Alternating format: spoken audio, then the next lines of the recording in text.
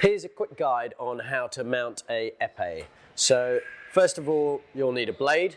Now these can come either with a full length tang, which could be used for a French grip, but if you're using a pistol grip, you'll need a short length tang, so you'd need to cut it down to the right length. Leon Paul do offer blades that are pre-cut so that you don't have to cut it, but let's just imagine that you had this blade at home and we were going to cut it. So first thing is you remove the protective sleeve and you unwrap the insulated wire. Now this wire is quite robust, but you've just got to be careful that you don't pull it at any kind of extreme angle. So especially here where the wires join into the blade, you just want to be quite careful when you're pulling them out the way to make sure that you don't overbend the wire and end up breaking it. So now remove the protective tape. This is just cloth tape, and you can just pop it to the side. First tool you're going to need is a saw and a vise. You can buy a bench for mounting. Either you can take your old blade and measure up against the new blade, or alternatively you can measure using a ruler. So we know that for most handles, most pistol grip handles, it's about 7.5 centimeters. So cut with the saw. Okay, so now we need to put a set on the blade. So this is a bend in the tang.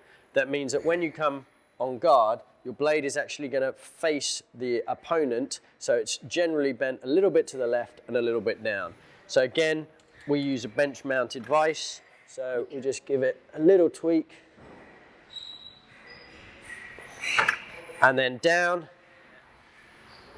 You can preset blades before they're sent out, but there's a set blade.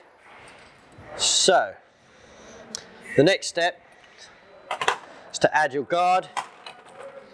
So you'll notice that the guard has a small hole in the top section, which allows the wire to pass through the hole and not break the wire. So you bend your wire, then of course the wire will get trapped between the metal, and as you tighten it up, it will cut the wire. And for a right-handed fencer, the socket would be on the left side. Then you'll need to add a pad. I prefer the see-through pads because you can see the wire underneath and you can make sure that it's not trapped and make sure that it's functioning correctly. Place the pad on. Next is the handle. You'll notice again that there's been a groove or hole cut in the top where the wire will pass through, and this matches up with the wire so that you can make sure that you don't trap the wire again and break the electrical connection.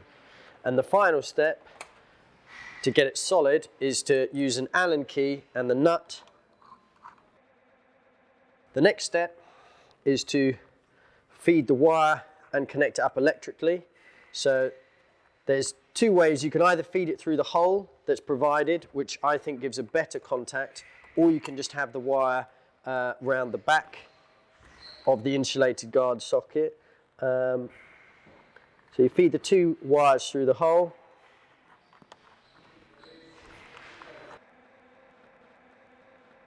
Now that that's done, we'll need to take away the insulation so that we expose the copper wire. Now I use the rough edge of these little point screwdrivers. Just find it a very easy way of doing it.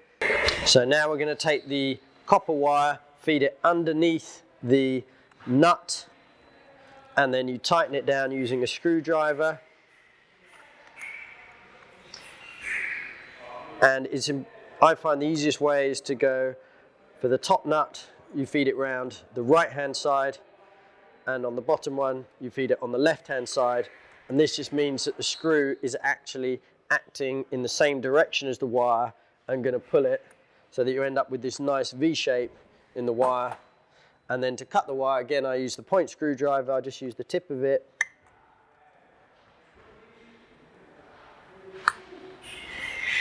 Tuck the wires in underneath.